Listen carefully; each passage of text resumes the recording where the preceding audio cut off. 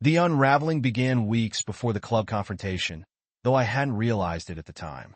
Linda had started coming home later than usual, attributing her absences to last-minute work deadlines and spontaneous outings with friends. I believed her at first. After all, she had always been devoted to her career. Yet, the unease grew like a shadow I couldn't shake. One evening, while sorting laundry, I discovered a crumpled receipt in her coat pocket. It was for a lavish dinner at a restaurant we had once promised to visit together. I ignored it, convincing myself it was a business expense or an outing with her colleagues. Still, doubt lingered. Linda's phone habits shifted as well. Where once her phone sat openly on the counter, it now rarely left her hand.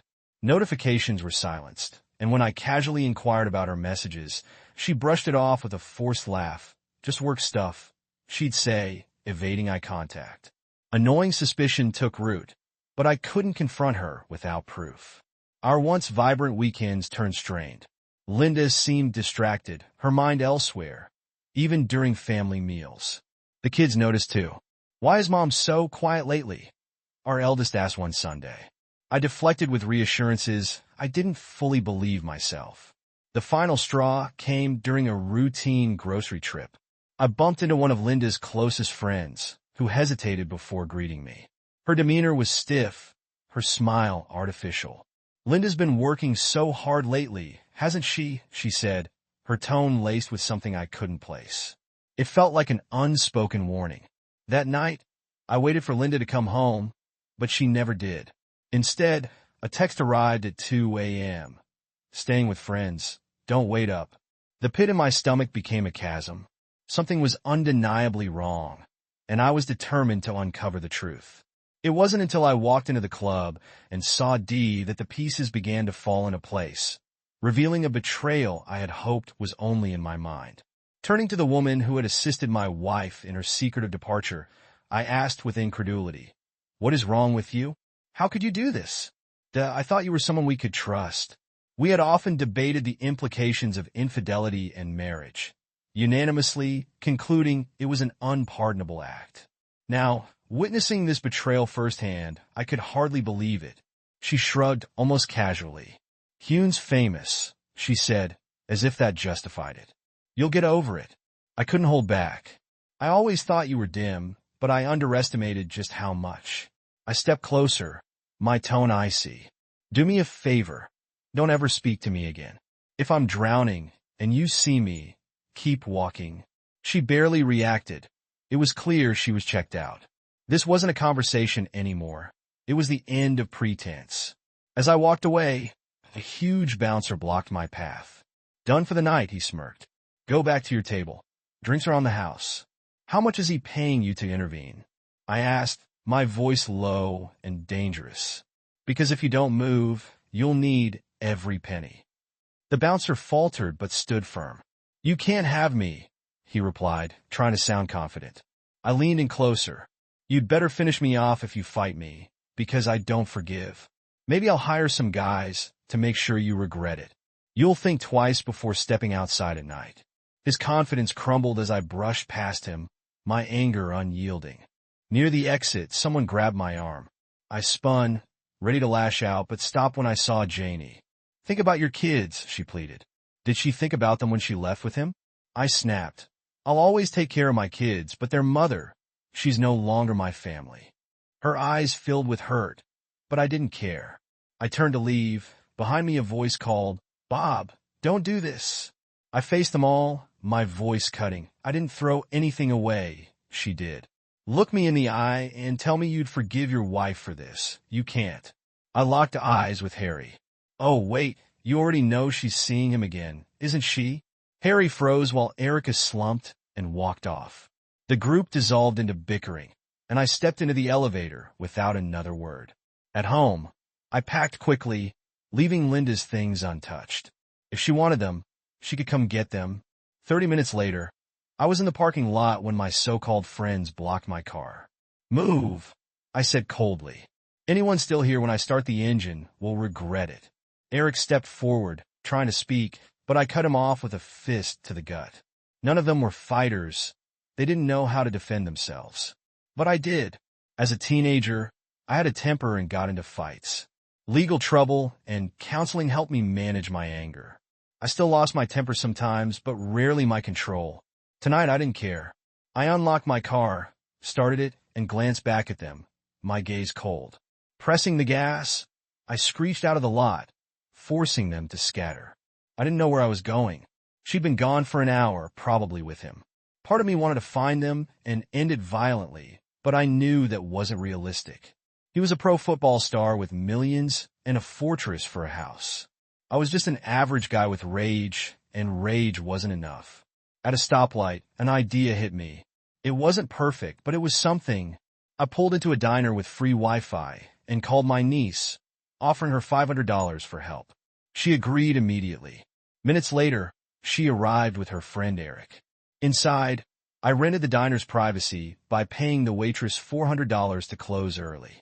Then I explained everything. My wife leaving with a pro athlete, her friends covering for her, and my need for justice. My niece Nanette was furious. Your wife left you for a jock, and her friends helped? What kind of people are these? She snapped. They're her friends from school, I replied. She's changed, not me.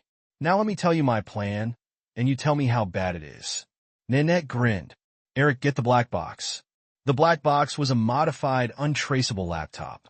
Nanette assured me it was safe. Within minutes, she hacked into my wife's social media accounts. Ready? She asked. Let's make this ugly. Eric hesitated. Once we do this, there's no going back. Are you sure? I'm sure, I said firmly. There's no coming back from this betrayal. Nanette began typing as if she were my wife, crafting posts full of scandalous and incriminating details. She bragged about joining the celebrity club and shared crude, suggestive comments about the football player. She even thanked her friend Dee for distracting me, hinting at prior infidelities during a girls' weekend. Nanette added fake replies from her friends, cheering her on and making jokes about their own exploits. The posts were brutal, leaving no room for doubt about their betrayal. When she finished, Nettie turned to me. It's done. Your wife's social life is officially a nuclear wasteland. I nodded, the weight of the night settling in. There was no turning back now. Nanette found some pictures of the idiot and Linda, then posted them online. By midnight, notifications were pouring in, and I could imagine her social circle buzzing with calls despite the late hour. Nanette didn't stop there. I wasn't worried about Linda noticing. She likely had her phone off. Comments came fast. Is this a joke? I bet your husband doesn't think it's funny. What's wrong with you? Even her favorite aunt chimed in, apparently awake at this hour. Nanette replied as Linda, not a joke. I saw an opportunity and took it. How many can say they've slept with someone famous? Don't believe me? Swing by 130 Wyndham Circle tomorrow around 10 a.m. You can catch my walk of shame or fame. More comments flooded in, some from unfamiliar names. One said, You're proud of this? Do you really think your marriage can survive?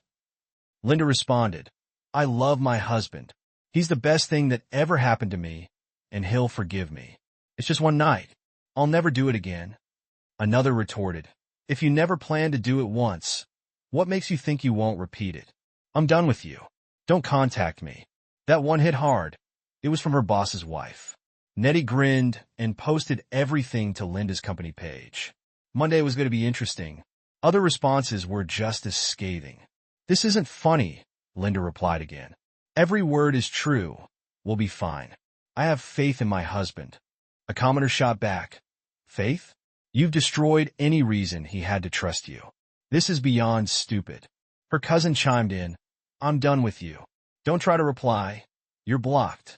Nettie hesitated. She always liked Linda. Are you sure you want to keep going? She asked. Not yet, I said. I've got more due. Nettie ramped up the chaos, posting to the football team's website, the NFL office, charities, and city officials.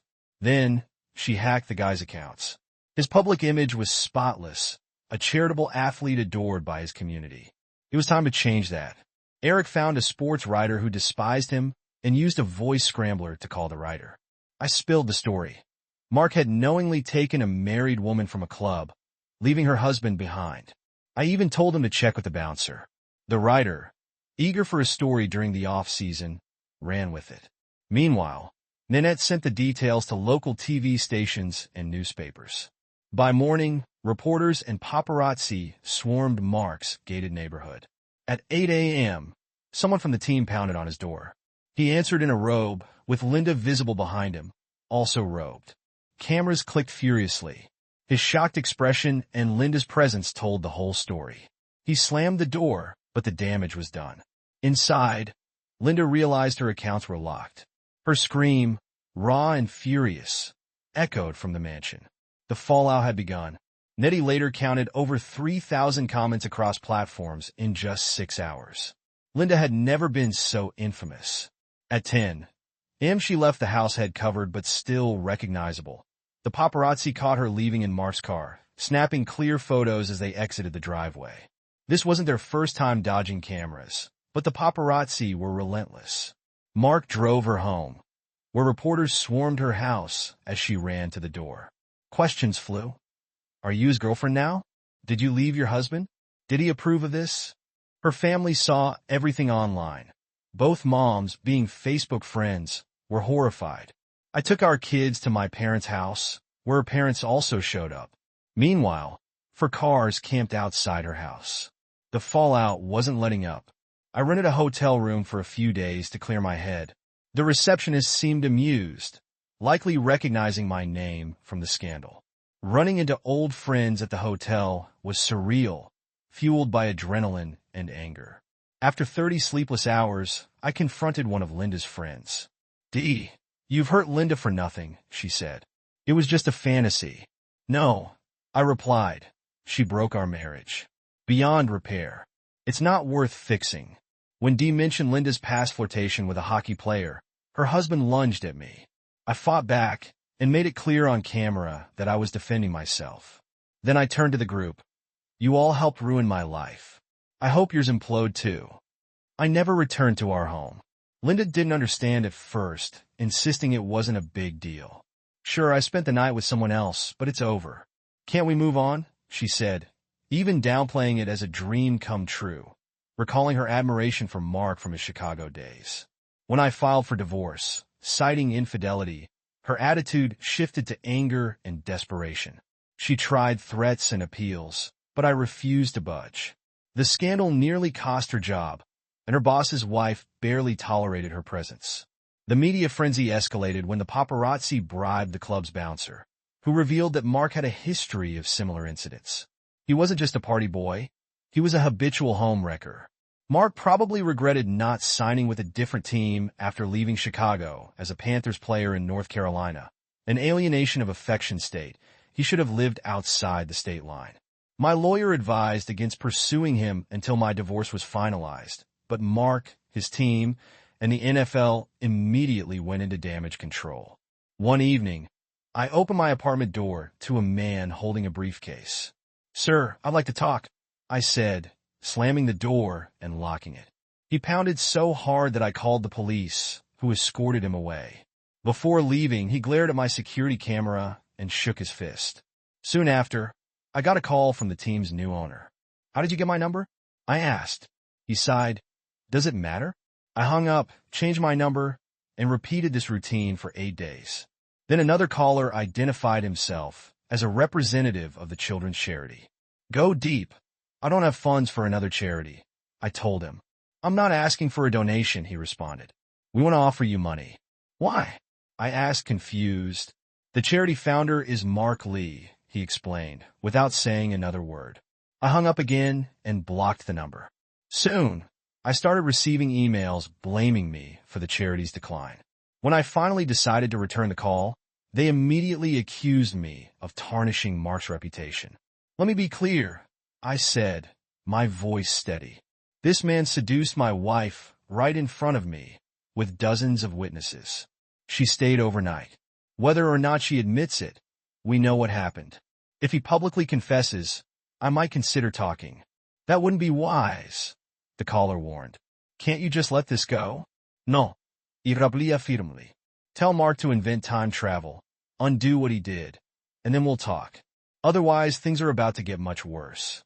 Don't contact me again." Later, I vented to Eric and Nettie about my frustration with cell phones, which sparked an idea. They developed an app that mimicked the sound of slamming a phone receiver. It sold 50,000 downloads in 2 months, earning enough for me to buy a house. The kids loved it, but leaving them for good broke my heart. Linda was delusional, insisting it was just one night too many. I replied, "You planned this with your friends, so I wouldn't stop you. You stole our future that night. Mark doesn't care. He ruined a family." My rare outburst startled her. Maybe she thought I was weak because I never raised my voice before. The kids struggled with the separation, so I sent them to therapy. The therapist carefully explained that their mother had made a serious mistake and was facing the consequences.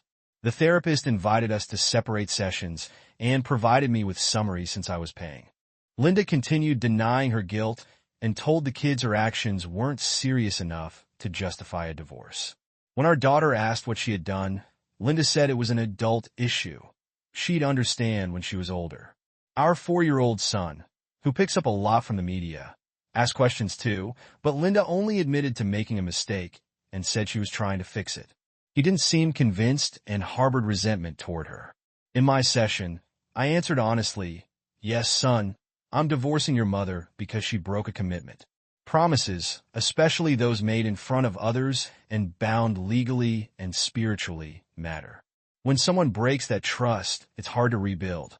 Imagine if I promised to pick you up every Wednesday, but left you waiting one day because I chose to do something else.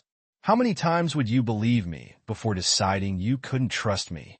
I followed the therapist's advice, refraining from criticizing Linda, and assured them that despite the divorce, we both loved them deeply.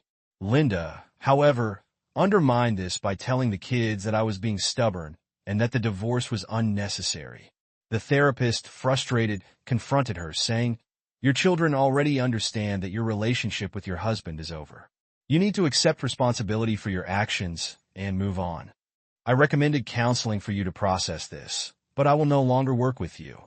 This only prompted Linda to pursue counseling, which the judge mandated for 8 sessions. The therapist had the option to halt sessions after, if no progress was made.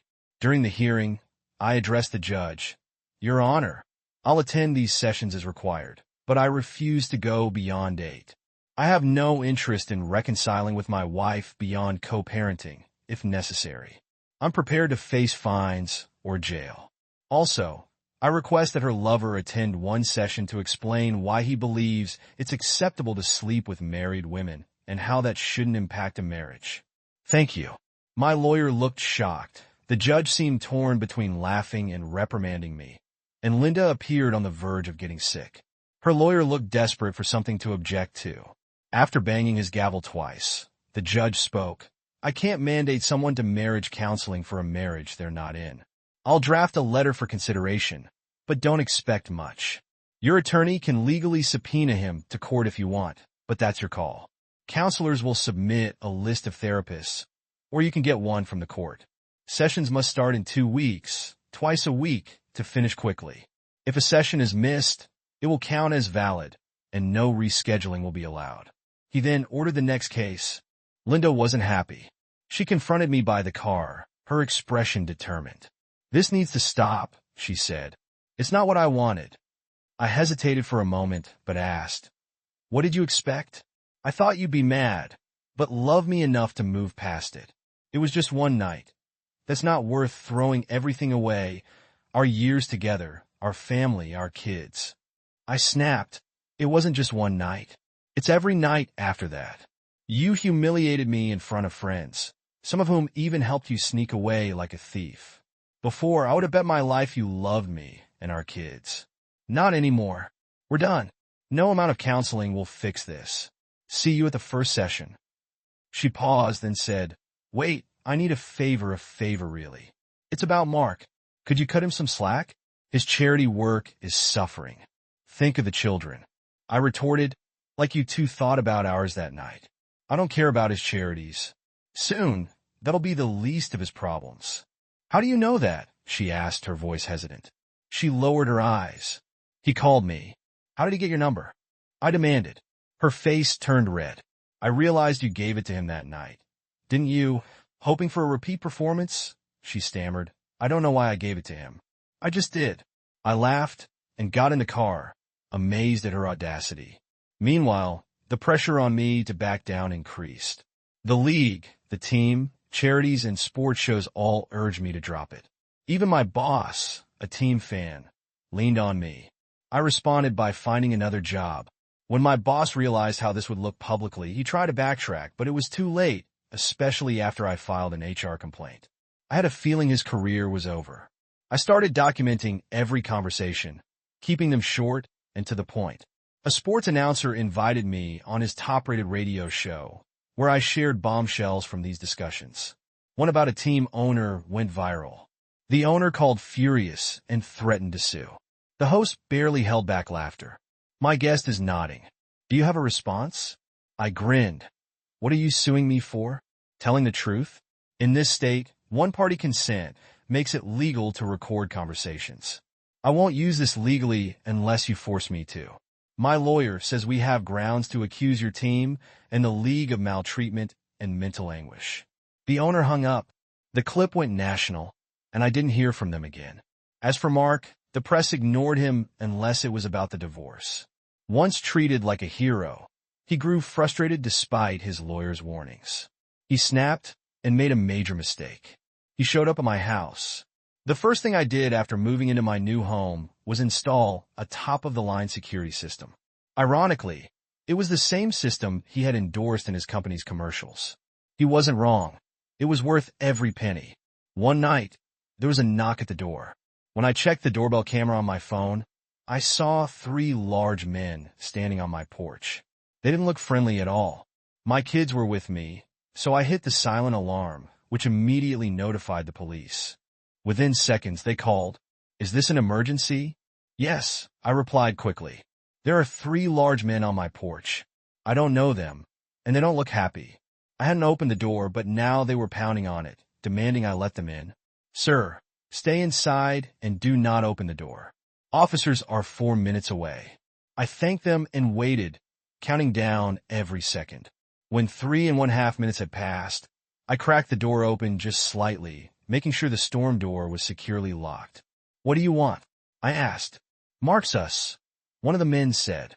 Drop all the legal action against him immediately, and if I don't, I asked, my voice steady. Then we'll teach you a lesson about cooperation, he warned. You're trespassing. Leave my property now, I said firmly. The biggest of the 3 sighed and shook his head. Looks like he needs some convincing, he muttered. Before I could react, he ripped the storm door off its hinges as if it were made of cardboard. Just as they prepared to force their way inside, a commanding voice boomed from behind them. Police!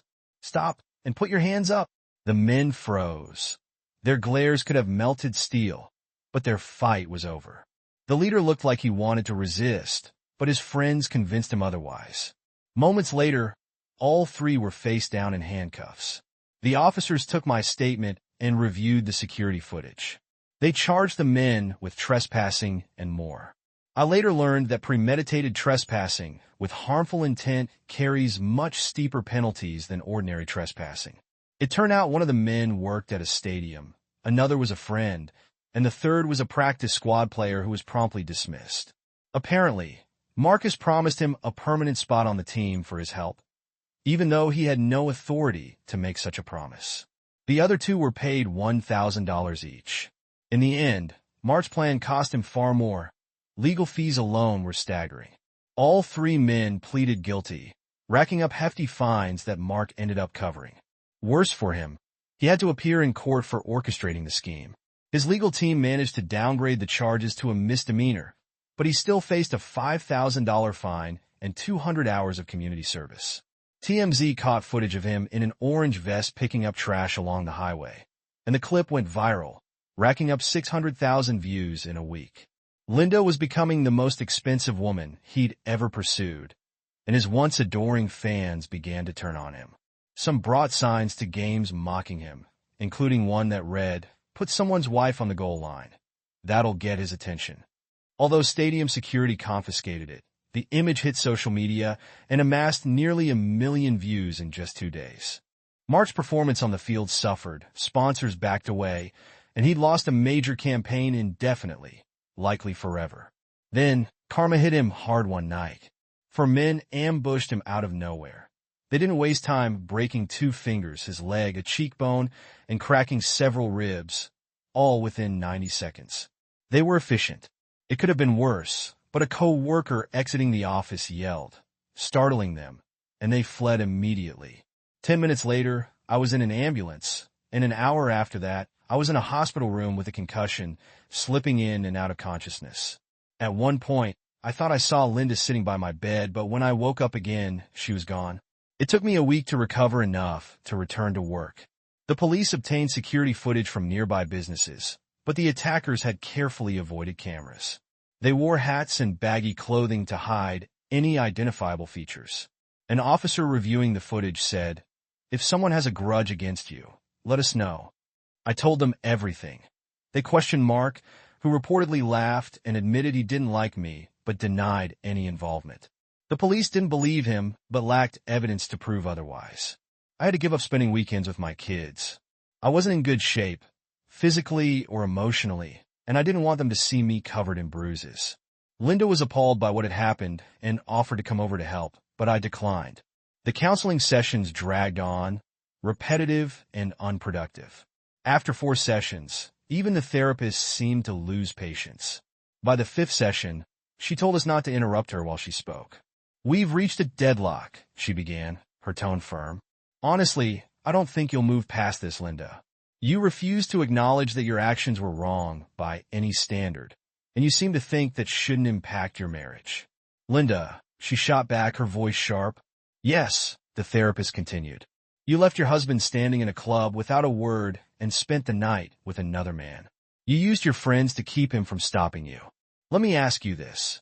If he had done the same to you, left you stranded in public while your so-called friends helped him deceive you, would you have been sympathetic based on your behavior here?" "I doubt it." She raised a hand before Linda could respond. "Don't speak yet. Think about it while I talk to your husband." Turning to me, her expression softened, tinged with sadness. "You're not going to win her back. That much is clear from what I've observed." It was obvious, and I nodded slightly, already knowing where this was headed. "Let me ask you something," she said, addressing me now. "Up until the moment she walked out of that club with another man, you loved her. She was faithful for years, and she insists it was a one-time mistake, something she can't even explain herself. She swears it's over and will never happen again. Is there any part of you willing to try again?" She let Linda speak first, gesturing for her to start. "Don't interrupt. You'll get your turn." The therapist gestured for Linda to speak after a brief pause. Linda began, "You've said I show little remorse, but that's not true." Linda's voice softened. "I have a lot of remorse. I never imagined my actions would hurt our marriage this deeply. I knew you'd be angry, but I didn't think it would lead to divorce. I regret everything, and I promise I'll never do anything like that again. I understand the cost now, and I want to make it right. Even if you can't fully forgive me, please come home so we can fix this." She finished, her eyes pleading with me. I looked at her, my voice steady. "You can say whatever you want, Linda, but deep down, you knew how much your actions would hurt. You knew I wasn't the kind of man who would just shrug it off and say, 'It was a mistake. Let's move on.' If I did, you'd lose respect for me. Maybe you wouldn't actively seek out another opportunity, but if one came along, you'd take it, knowing I'd forgive you. I'm not going to let that happen. This marriage is over. I'm divorcing you. You can drag this out as much as you want, but eventually the court will grant it. Don't make this harder than it needs to be." I turned to the counselor. "Are we done?" she sighed. "Yes. I'll submit my report to the court by Wednesday, stating the marriage is irreparably broken and recommending the divorce." Linda's response was immediate. "No, I'm not giving up. Think of the children." I said sharply, "I think about the kids every single day. I don't have them. Tell me, Linda, when you were with him in his mansion, how often did you think about our kids? Was it worth it to you? Because for the rest of us, it wasn't." I concluded, "Face it, Linda, you made a colossal mistake. See you in court." By the end of the proceedings, everyone was exhausted. Linda's lawyer looked worn out. My lawyer was equally drained, and the judge, clearly fed up, ended another stalling attempt and declared the divorce final. Linda left without a word, and my lawyer flashed a triumphant grin. The next day, we filed a lawsuit against Mark for alienation of affection. He wasn't required to sign with the Panthers or buy a home in North Carolina, but his outrage when he found out was legendary. His lawyer groaned, "He can't do this." Unfortunately, someone replied, "It's still legal here." Yes, it's an outdated law that should have been repealed years ago, but it wasn't. Mark's advisors urged him to settle quickly to avoid further damage to his reputation, but I refused every offer. I didn't care about the money. I wanted to drag his name through the mud. The investigators we hired uncovered evidence. A bouncer and a team leader admitted to being paid by Mark to help facilitate his actions. Mark tried to dodge court appearances, even citing football obligations, but the judge wasn't impressed. "Take a later flight," the judge said. "Be here tomorrow." Mark's charm didn't sway the jury, and while his lawyers tried to stack the panel with sympathetic jurors, my lawyer outmaneuvered them. By the end, Mark's lies unraveled. First, he denied knowing Linda. Then, when confronted with evidence, he admitted she had been in his house, but claimed nothing happened. His defense fell apart, and the damage to his reputation was irreversible. Linda decided to write me a letter, believing it might help me better understand her perspective. Since the letter was addressed to me and in my possession, we used it as evidence in court. Her claim of an abusive relationship with her lover didn't hold up, and her court testimony sealed the deal. She revealed everything, even the number of times she'd been with him. While her letter suggested 3 or 4 encounters, the reality was 5. The jury deliberated for less than an hour before returning with their decision. Part of the trial involved full financial disclosure, and the courtroom was stunned when it was revealed that Mark, a former NFL player with a 7-year career, had amassed $96 million. My lawyer nearly fainted when I was awarded roughly a third of that, $30 million. It was the largest settlement in the state's history, far surpassing the previous high of $8.8 million. Although the law allowing such awards had been amended, it still permitted up to 1/3 of the defendant's assets to be claimed in cases like this. When this law was enacted, no one envisioned it applying to someone with such a fortune. Efforts to repeal it had stalled in the state legislature, leaving the provision intact. Mark's lawyers initially filed an appeal, but quickly dropped it, realizing a loophole could increase the payout if his wealth grew during the appeal process. He begrudgingly accepted the court's decision. Around the same time, Mark had a massive contract payment on the horizon. Adding insult to injury, my attorney served him with 4 additional lawsuits from others claiming he had interfered in their marriages. These included 2 divorced individuals, a couple with a strained marriage, and a pair who claimed he had crossed a line. Linda also filed her own lawsuit as part of this wave. While some cases were quickly settled, resulting in payouts of $4 million each, Mark still retained tens of millions. But the revelations didn't end there. Investigators discovered he had an affair with a teammate's wife and a one-night stand with another during a subsequent game. It was clear his teammates weren't thrilled. Miscommunications on the field led to him taking 3 brutal hits, the last of which sidelined him with a concussion. The Panthers decided they couldn't justify keeping him, signing a morality clause in his contract. Mark was traded to Green Bay, where his performance was decent but unremarkable. He had to settle for 20% of what his original contract promised. After a year in Green Bay, he signed with Denver for $4 million, but again couldn't command a long-term deal. Eventually, he joined Cincinnati on a 2-year contract worth $2.5 million. This deal included strict morality clauses, ensuring he would forfeit all earnings if caught in compromising situations. While his game remained competent, it was far from his peak, and the team declined to renew his contract when it expired. By then, at 34, he was battered and plagued by injuries, leading him to retire. Retirement was not kind to Mark. He hosted a radio show for 2 years with the Bengals before fading into obscurity. Despite his troubles, he still had about $50 million left, a far cry from the fortune he could have had without lawsuits and bad publicity. When last heard of, he had bought 2 car dealerships in California and reportedly returned to his old habits. One of his escapades ended with a confrontation that left him walking with a limp. It seemed he hadn't learned much. I came across an article about him in a sports magazine. It was part of a Where They Now feature, showing him at the grand opening of his third dealership. He had gained weight and shaved his head, likely due to balding. Despite everything, his remaining millions and past glory probably still made him attractive to some. I briefly considered sending the article to Linda. Speaking of Linda, she received half of our savings and was allowed to keep the house until our youngest child turned 18. At that point, she could either buy me out or we would sell the property and split the proceeds. She also got child support based on my former salary. They were still my kids, and I made sure they had everything they needed. I even bought her a new SUV to replace her totaled car, ensuring the kids had safe, reliable transportation. I sometimes wondered if Linda resented the fact that I had millions while she didn't have access to any of it. She wasn't completely without resources, though. She eventually received a settlement from her lover and a share of an app we had developed together during our marriage. The app became popular for a while, especially with its voice feature, which allowed users to send phrases like "go to hell" and "don't ever call me again" for a small fee. The app brought her about $30,000 annually for 3 years before its popularity waned. I put my share into the kids' college fund, adding to it every time the app earned money. Years later, I calculated how much the lawsuits, bad publicity, and contract losses had cost Mark, somewhere between $110 and $170 million. Linda's choices had made her part of one of the most expensive divorces in history. Everyone leaves their mark, I suppose. Dee got divorced less than a year after me, and Janie and her husband separated about 18 months later. The couples where the wife had already cheated ended things before my own divorce was finalized.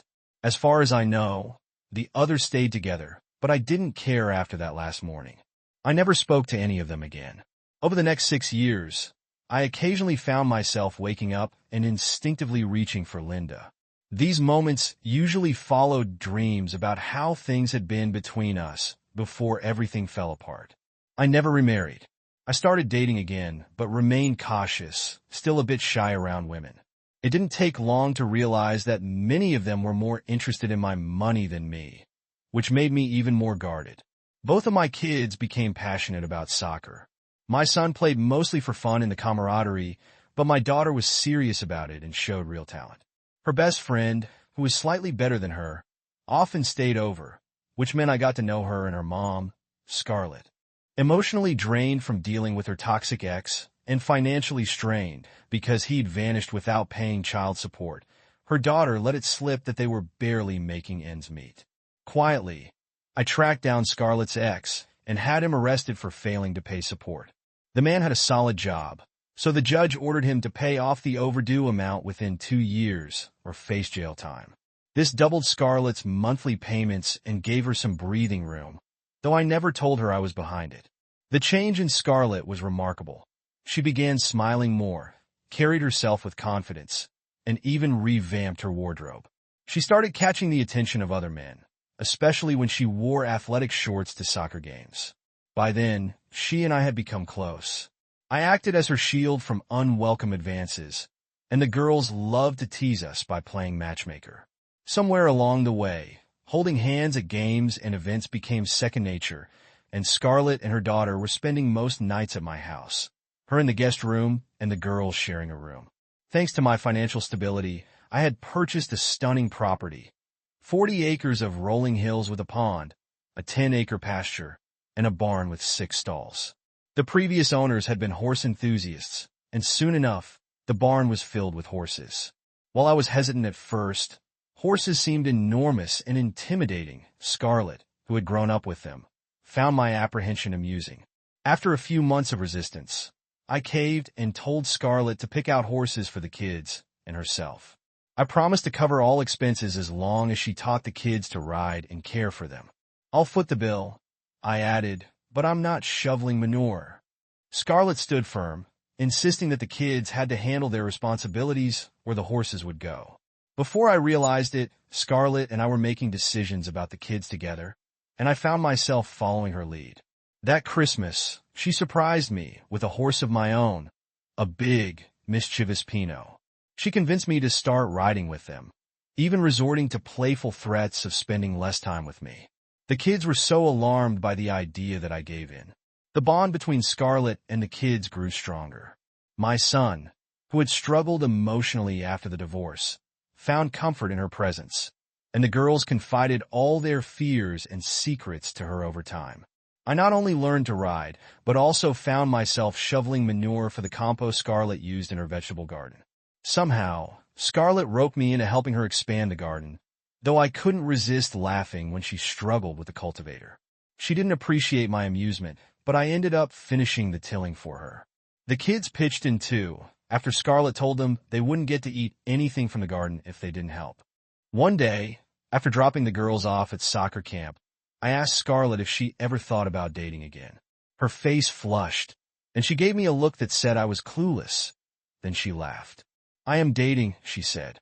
"He's a nice guy, though he's pretty oblivious most of the time." A wave of jealousy hit me, but she smiled and clarified. "I'm dating you, silly. How many times have we gone out to dinner, seen movies, or taken the kids on outings? We're practically living at your place 5 days a week. It's not just family stuff," she continued. "Your kids already call me Mom when you're not around.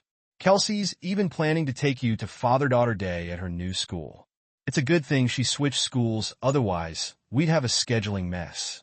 Holding my hand, she added, "I've been in love with you for a long time. I know you've been hurt, but when was the last time you were with someone else? You can't remember? Can you? Maybe because you've had feelings for someone but are afraid to admit it. Well, that ends today. If you want me, turn right and take us home. If not, turn left and drop me at my apartment." We were at an intersection, and I jokingly fiddled with the turn signal. "Looks like the left turn signal's broken," I said with a grin. Scarlett smiled brightly. "Then I'd better turn right, but brace yourself. There's going to be a collision, a big one. Let's go home." Later that evening, she reassured me. "I know what happened with your ex-wife, and I want you to know I'd never betray your trust. When I'm committed, I'm all in. I promise you that." Eventually, she offered to sign a prenup, but after I snapped at the suggestion, she just chuckled and never mentioned it again. Linda struggled for a while after everything went public. The fallout from her affair with me and the alienation of affection lawsuit that dominated the headlines for weeks clung to her like an unwelcome shadow. She left her job, claiming the emotional baggage was too much to bear. Financially, she was stable, thanks to the generous divorce settlement she received from me, so she took nearly a year off before working again. Eventually, she joined a fledgling company, did her homework, and invested $1 million in the startup, acquiring a 10% stake.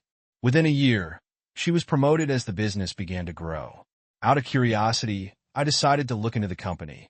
They had a solid product and a smart business model, but they were clearly underfunded. After consulting with my investment team, I discreetly put $5 million into the company under our children's names. When they went public, giving Linda the voting proxies despite her betrayal, I trusted her to always prioritize our kids' best interests with the investment. She became the controlling partner when the company restructured. Linda was promoted to Vice President of Sales and Production. She threw herself into the role, working more than 50 hours a week, but she seemed energized by it. Meanwhile, the kids spent most of their time at my house. Doting on their little brother, Scarlett, who was 6 years younger than me, had made it clear before we married that she wanted at least one child. Daniel Brock, named after her grandfather, was now nearly 2 years old. I was relieved the older kids adored him, as it gave Scarlett some much-needed breaks. At my urging, Scarlett left her career to focus on being a stay-at-home mom. A full-time job with 3 teenagers and a toddler to manage. Despite my busy life, I still had sleepless nights. Sometimes, I'd lie awake thinking about where my life might have gone if Linda hadn't cheated. I noticed something curious during these nights. If I got up for a drink or to use the bathroom, Scarlett would toss and turn in bed, but the moment I returned and placed a hand on her, she would drift into a deep, peaceful sleep. I began to realize how much she relied on physical closeness for comfort. When we walked or went shopping, her hand naturally found mine, as if it was second nature. Except when one of us was off wrangling the kids, then as soon as she could, her hand would be back in mine.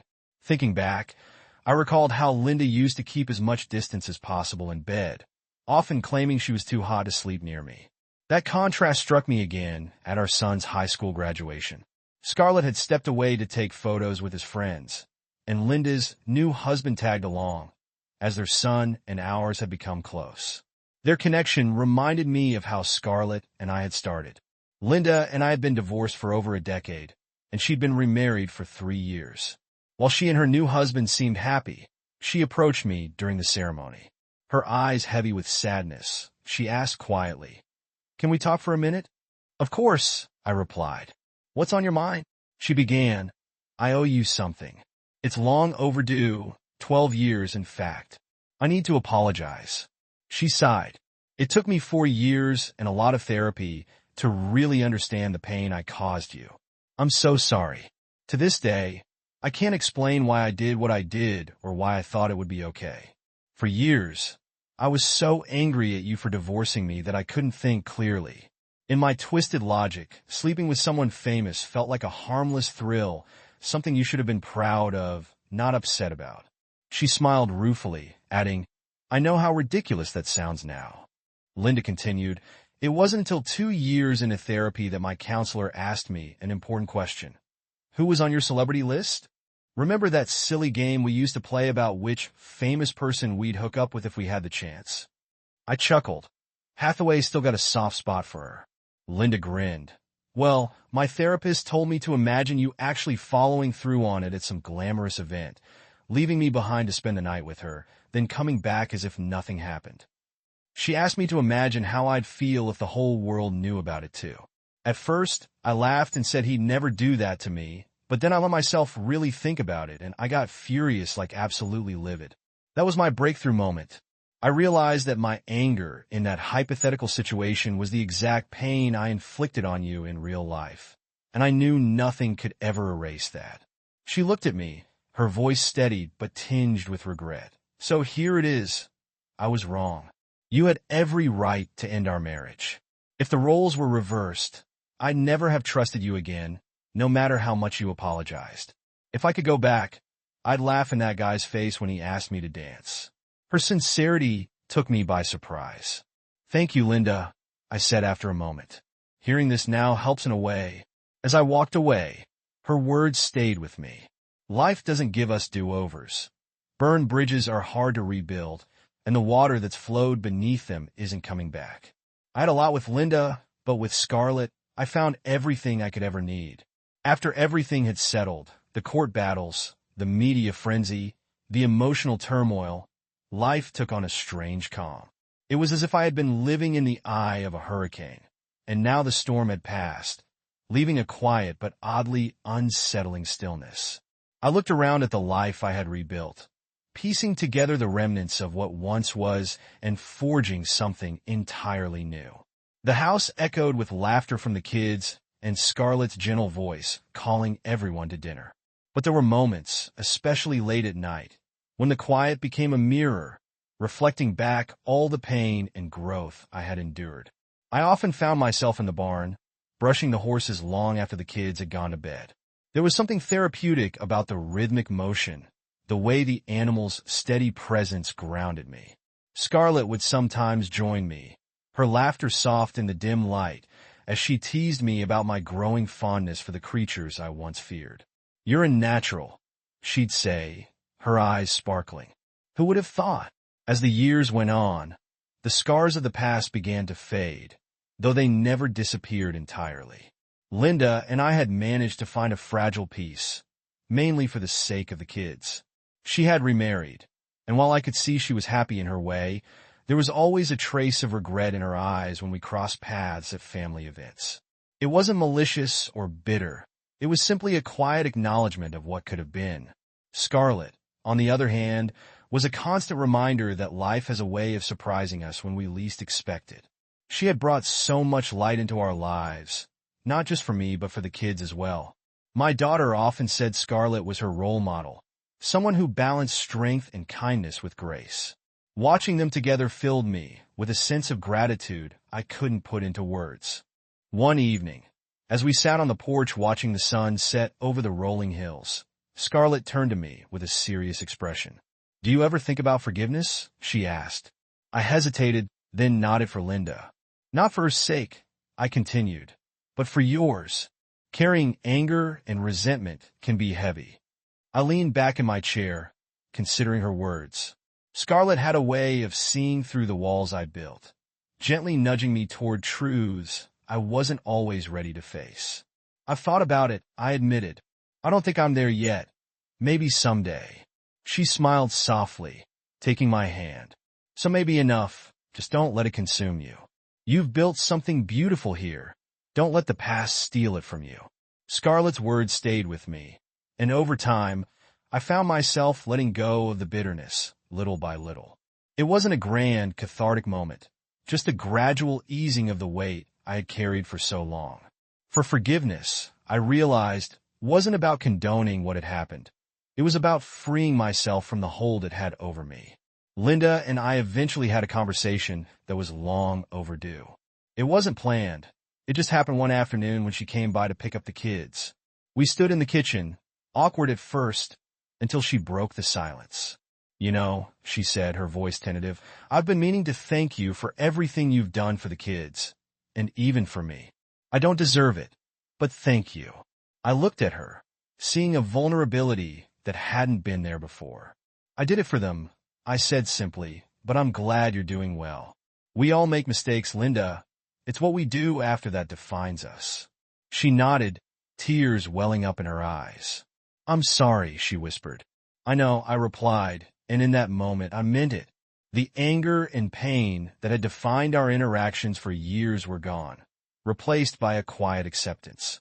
We would never be what we once were, but maybe, just maybe, we could find a way to coexist peacefully. Life, I've learned, is a series of endings and beginnings. Some doors close, others open, and sometimes you find yourself standing in the threshold, unsure of which way to go. But if there's one thing I've come to understand, it's that every ending, no matter how painful, holds the promise of a new beginning. And as I sat on that porch with Scarlett, her hand in mine, and the sound of laughter echoing from the barn, I knew I had found mine.